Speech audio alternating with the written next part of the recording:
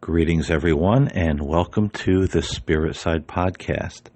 I'm Paul James Caden, and in today's episode, we are going to be talking about suicide during the pandemic. Now, before we get into today's subject, I just want to say that I hope I don't sound strange with the way I'm talking today because I have these new headphones with a built-in microphone, and they're supposed to block out noise. So if you're listening to music or meditating, you don't hear anything in the background. And I'm in a bubble right now. I can't hear anything, so I don't know. I don't know if my voice sounds funny, if there's any background noise, which I usually filter out, creaking over my head or noise outside my door where I'm recording. Well, that's a pitfall. I can't hear it at all, so I apologize in advance for any of those problems, technical difficulties, or interruptions. But now, getting into our subject, I also want to say up front that I am not a mental health professional, but I am someone who has done a lot of spiritual work over the years. I work with a lot of people. I talk with a lot of people in spiritual counseling. And so I'm not going to be looking at this topic from the standpoint of a psychologist, even though we will take mental illness and depression and things of that nature into account here. But I'm going to be looking at it more from the spiritual perspective, because I think that's really important. For me, it's maybe the most important element of all of this to look at, and we're going to talk about why as we get into the show. So what's happening during this pandemic? Here in America, you hear stories about it from other countries. Suicide is on the rise. Domestic violence is on the rise. Depression is on the rise. People are really being affected in a big way, psychologically and emotionally, during this pandemic. And we're even hearing about doctors who were very religious people who were seeing all this suffering in the hospital with the patients they were trying to help. And they just became so overwhelmed and so despaired by what they were seeing that they ended up taking their own lives. And there are even pastors of churches, and some of them were pretty well known in their communities or even on television or radio, who ended up taking their own lives during this pandemic. And some of them, it was reported that they suffered with depression for many years in their lives. So that is a factor. But it just seems that so many people are hit so hard with all of this that it's really driving them to a place of great despair. And then there's also the issue of the domestic violence and depression. So what's happening? What's happening here? Well, there's probably a lot of things that are going on behind the scenes, why people are acting this way or reacting in the way that they are, deciding to end it all, get out of here. They can't stand to see the suffering anymore. They can't stand to be locked up in their houses anymore. I remember when it was 2 weeks into this pandemic and there were so many people saying, people that I knew, people that I didn't know, they were saying, oh my God, this has to end. I can't stand to be around my family anymore. They're driving me crazy. I can't stand my kids anymore. They need to go back to school. I need to go back to work. I can't stand to be around my family. I liked it better when we all went to work and we all went to school and we only saw each other sometimes briefly on the weekend. I mean, what a terrible thing to say, and what a terrible mindset to be in. This is your family and you cannot stand to actually even be around them. I know someone personally who has a neighbor that has a son who has a lot of health issues. He's a very young boy, and he definitely has some immunity problems. If he got this virus, it could be very, very bad for him. And his mother was telling this individual that I know, which is a family member, saying, I can't wait for the schools to open back up. And my family member asked them, well, doesn't little so-and-so have a lot of health issues? Or are you going to take that chance and send him right to school? And she said, yes, he needs to go back to school. He needs to be out of the house. So a lot of really peculiar thoughts and ways of thinking that are rippling through people's lives during all of this. And the thing that comes to mind for me is I've said for years, I'm 53 now, and I remember saying this when I was in my 20s and in my 30s. I've said for years, I said, if something ever happens that people can't get out to their jobs or get out to the things that they usually do in their life, in this world, a lot of people are going to go absolutely insane.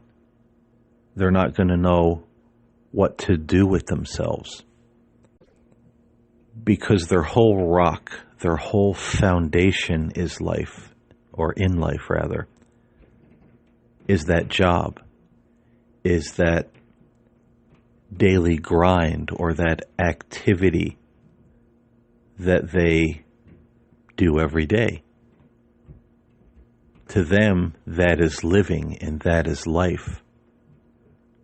And if that's taken away, even temporarily, they're going to crumble. And we see this when people retire a lot, people that have worked for years and years on a certain job, and they finally get old enough to retire, and they're bored, they're depressed, they don't know what to do with themselves. Some of them end up committing suicide. Some of them die just a year, 2 years later, 6 months after retiring, because they feel that they don't have anything to live for anymore. And I'm certainly not putting anybody down or saying, oh, these people are bad or there's something wrong with these people. Not at all. But what I am saying is that this is what happens when we build our entire foundation of life and existence and happiness on the things of this world. It reminds me of the sayings of Christ when he said, there was a foolish man who built his house on the sand. And when the winds came and the waves, hit against the house collapsed because it had no foundation. and its fall was great. But then there was the wise man who built his house on the rock. And when the wind and the waves came, the house was able to withstand, and it didn't fall. And I would propose to all of us listening to this podcast today to look at the things of this world as the sand that many of us have built our houses on. Because we have to think about it this way. The things of this world, everything in it is temporary. None of it is going to last forever. And that's kind of a trite thing that we've heard for years. But think about how true that is. Our company, our job, our youth, the car that we drive that we might think is so wonderful. I got this brand new car. It's so sharp, the car I always wanted. It's not going to last forever. Our beloved pets, our cats, our dogs, they're part of our family. They're not going to be with us forever. Our health. We're all going to get old. Some of us will get ill, will pass away, we'll get arthritis. We won't be able to walk or maneuver as well as we once did. Everything in this life, everything in the physical, material world is only temporary. So how can we build, why would we build our house, the foundation of our very existence, on those things? Because any of it can be taken away in the moment, in the blink of an eye. And then where does that leave us? We feel empty, we feel depressed, we feel alone, we feel like we don't have anything in our lives anymore. And so many of us have become so occupied with the sand in this world, the sand in our lives. We can't even stand to be around our own families when we're forced to be.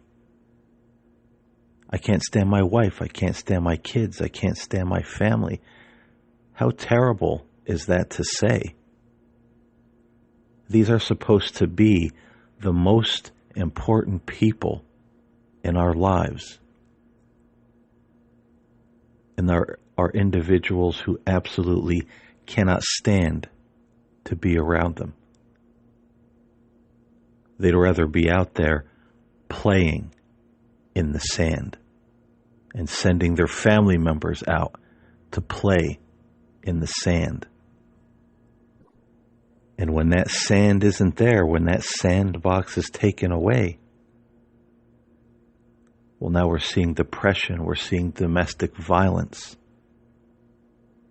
We're seeing people ready and willing to send their immune-compromised young children right back into the classroom, right back out there into the sandbox, just to get them out of the house.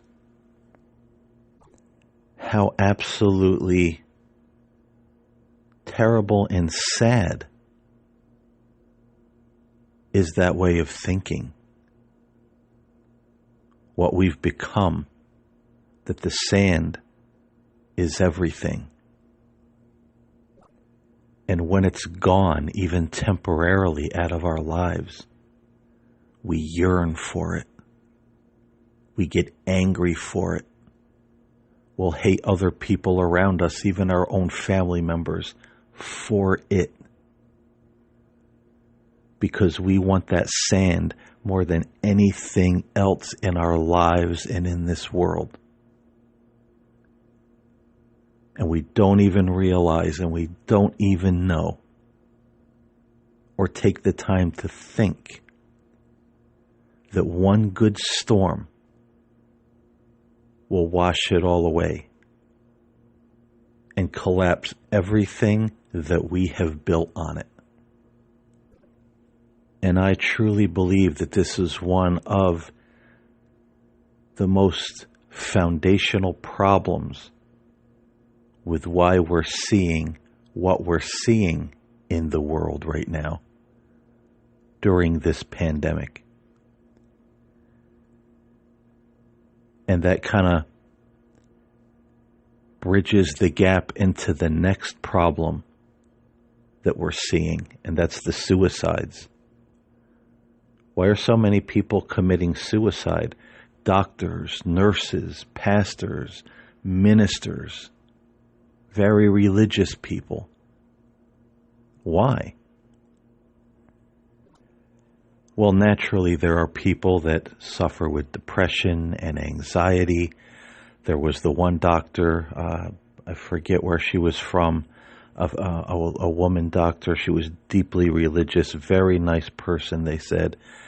But she ended up committing suicide because she couldn't stand to see all the suffering that she sees every day in the hospital where she works.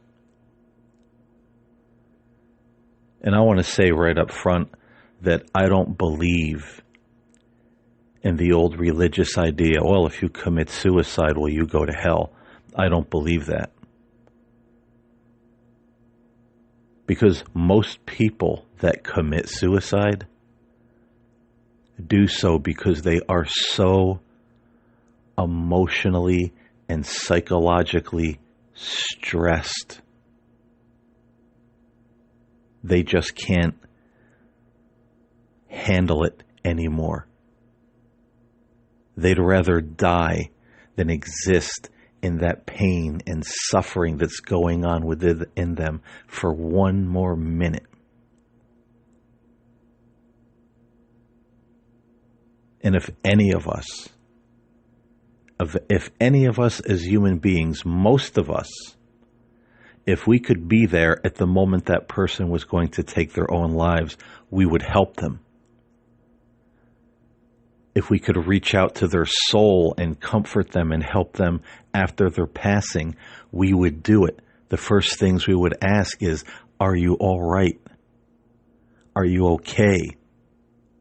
Is there anything I can do to help, even in your afterlife? Can I help you feel better? Can I help you get to a better place? Is there anything I can do? Because we know how much that person suffered or must have suffered before they took their own lives. So how much more if we as human beings, and I don't know very many people that have ever said, well,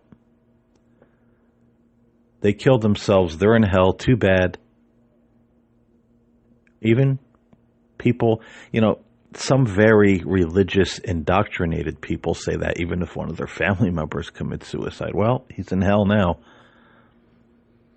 And that's a cold reaction, and I don't think it's true. So if we're compassionate, if most of us are compassionate and would help that person even after they committed suicide, if we could, how much more would a loving God say, are you okay? I know what you went through. Let me help. I believe when a soul like that passes to the other side, they receive a level of care, or what we would call counseling and help to restore and heal it. I don't think that soul is punished because they've been through enough hell. So what kind of God? And, we've all had moments of depression and anxiety in our lives, even temporarily. We've all felt mental anguish.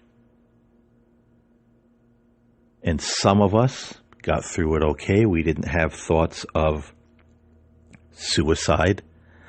Other people got through it, but they had thoughts of suicide even though they didn't follow through with it. But we all know depression and despair and mental anguish,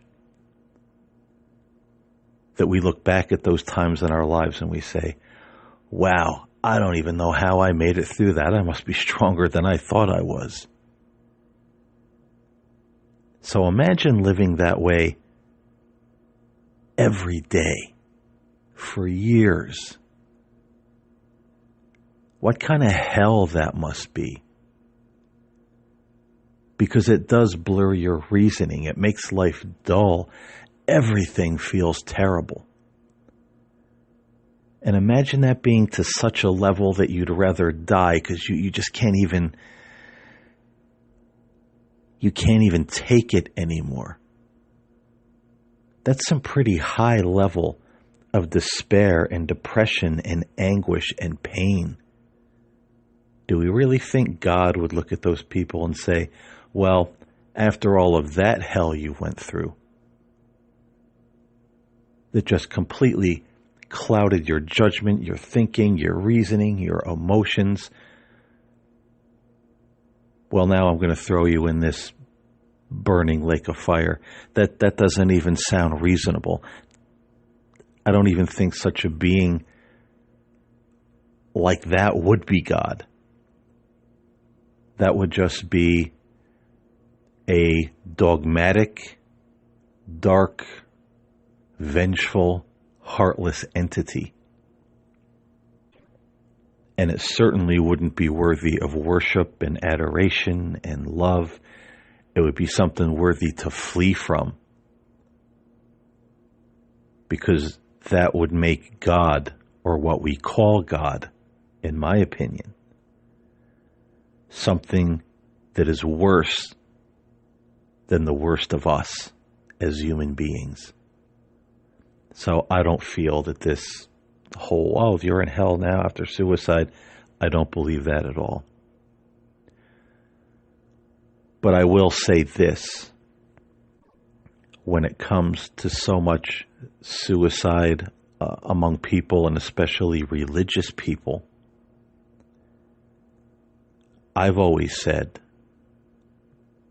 and I've said this to pastors and churches years ago when I was out there looking for the church home, like a lot of other people, a lot of other Christians did in the past. I'm looking for that good church home. And all you found was buildings full of cliques and judgmental people, always looking at the guy that's visiting the church funny, like, there's something wrong with you. You heard a lot of hellfire and brimstone and how God loved the rich, and, if you were poor, you didn't have God's blessing in your life, the good old prosperity gospel. And I used to tell those pastors when I would meet them after their service, whether I knew them or just met them for the first time, and I said, and I couldn't help myself sometimes. I would just say, I appreciate what you're doing here. You're a pastor. But when I listen to your message, and I didn't say this to be, a smart aleck. I was saying this from the heart. I would say, I feel the lack of love. I feel like you're saying or shouting these words from the pulpit that are just memorized doctrines or beliefs from your own mind. They're not coming from that place of the soul where there's that deep love connection with God. And I would always say, there's that vast difference in knowing about God, or what we think we know about God, and actually knowing God. And I think that has become the problem as to why there are pastors and deeply religious people that are doctors and nurses that are out there on the front lines helping during this pandemic. I feel that this is why so many of them are crumbling. Not that they're bad people, not that they're weak, not that there's something wrong with them, but because in our culture, in most cultures, especially here in the West, and in the East too, if you look at, Judaism and most in, Islam, we're a group or groups of people that have been indoctrinated to know about God, what our religions, what our denominations, what our particular religion might be. They all told us what they think we should know about God, but they never taught us to know God. It always became the thing where you can't know God without the church. You can't know God without the priest. You can't know God without the pastor.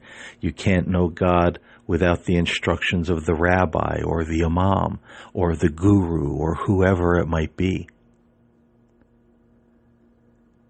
And so people have a strong belief. They believe in God. They know that there's something greater out there.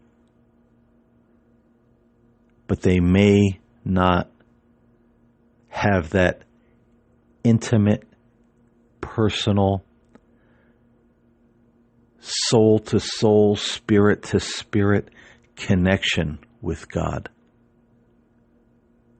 It's not like he's a family member or a friend. He's way out there somewhere watching it all. And I think in those moments of great testing, when we fall into despair, and any of us can fall into anxiety and despair and anguish in our lives, any of us, it doesn't matter how deep our faith is. Any of us can go through the same trials and tribulations and problems at any given time. And how we react to it could be different at any given time. But I think for the most part, when you really know God, I mean really know, it gives you a strength and a courage and a faith that there's always that pinpoint of light, even in the darkest moment. And that pinpoint will always get brighter. Because we can't base our faith on just facts we know about God that our religion told us. Because again, those are kind of like houses on the sand. They're just facts that we've been told, but we don't have any personal, intimate experience with God to back those facts up. And so it's very easy for the storms of life just to take our legs right out from under us. But it's different to have that experience, have that intimacy with that greater divine power. And be able to say and to actually really know, no matter what kind of hell we're going through, someone's got my back. And I think a lot of the problem with this knowing about God, kind of being indoctrinated and not knowing God, is that we're almost on the same level of living as the person who builds their entire foundation on their job and what they do day to day. because we do the same thing. We just have this side note that says, oh, by the way, I believe in God. I have a deep faith in this other. But we still go through that day-to-day pace, that day-to-day wrapped up in the things of this world. And we don't do things like the Buddhists do or the early Christians did, or many mystics do, and that is contemplate, as I said in the beginning of this podcast, everything in this world is temporary. We're all going to die. Everything is going to pass or wear out that we see on this material plane.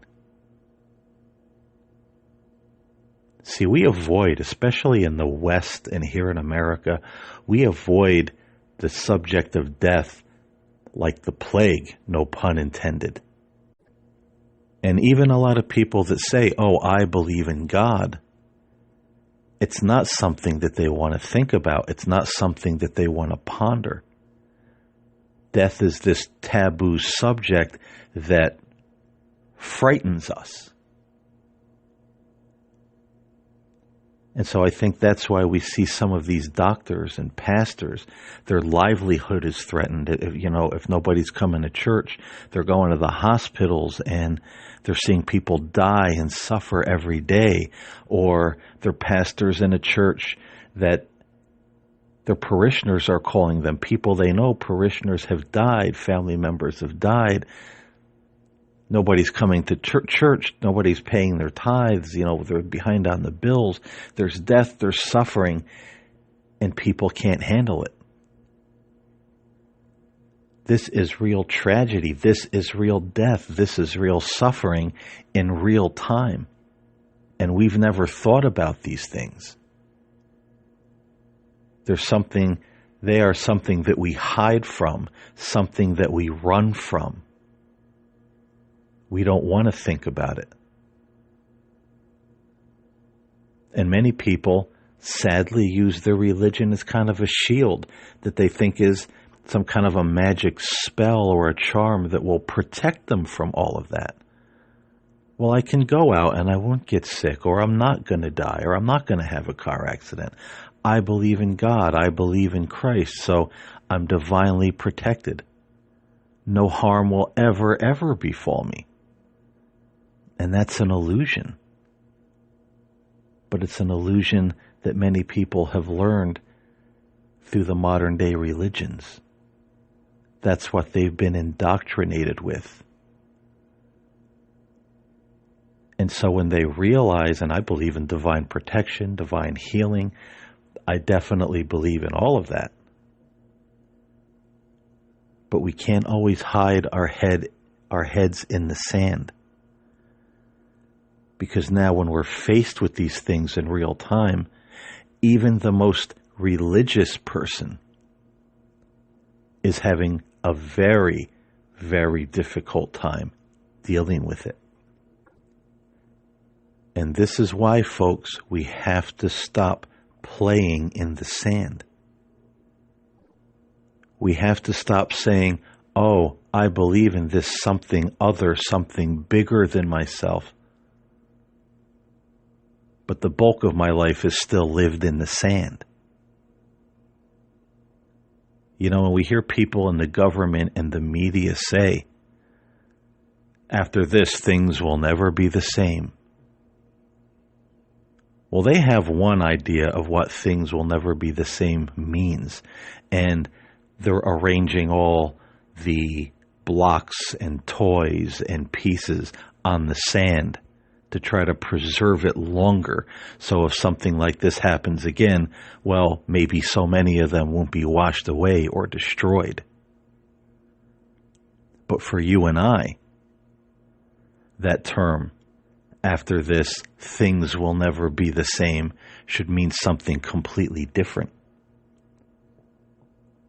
We need to start recognizing the sand for what it is. We need to start building a foundation on solid ground, on rock, on real faith, on real facts, on knowing God, not just knowing about God.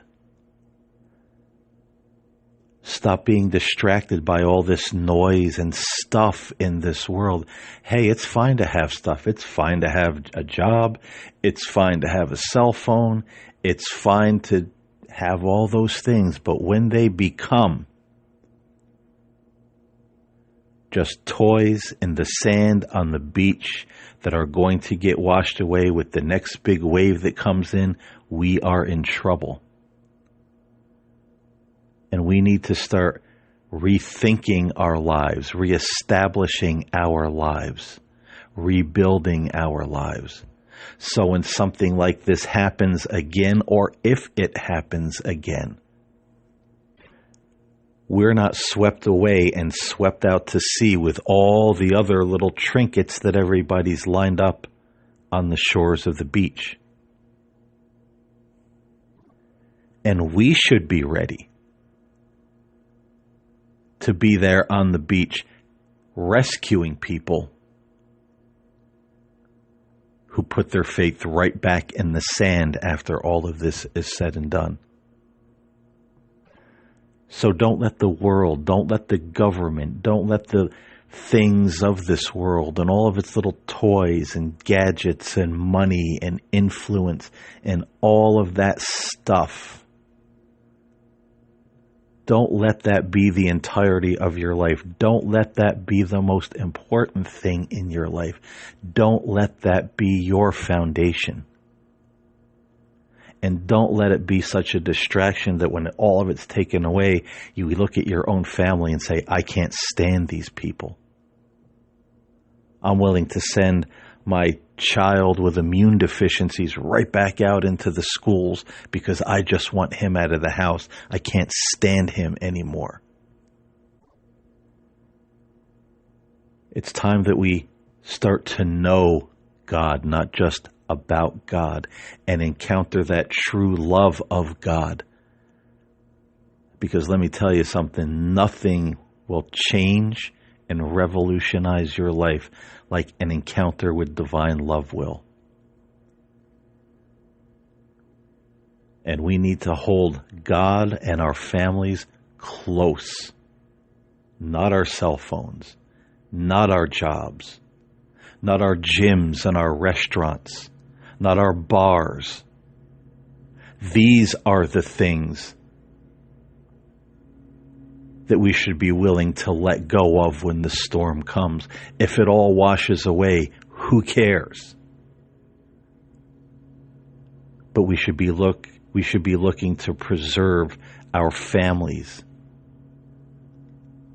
our love for one another as brothers and sisters in this world, and our true and real faith in God. Then when the storms come, we're not going to collapse. We're not going to be washed out to sea. We're not going to despair so much of life that we start beating our spouses, committing suicide, and falling into such despair that we don't even know what to do with ourselves. Now again, faith isn't a magic bullet. Again, there are people that suffer from, mental health issues. And there are some people, no matter how deep their faith is, they just might not make it. But those are the souls that God will comfort.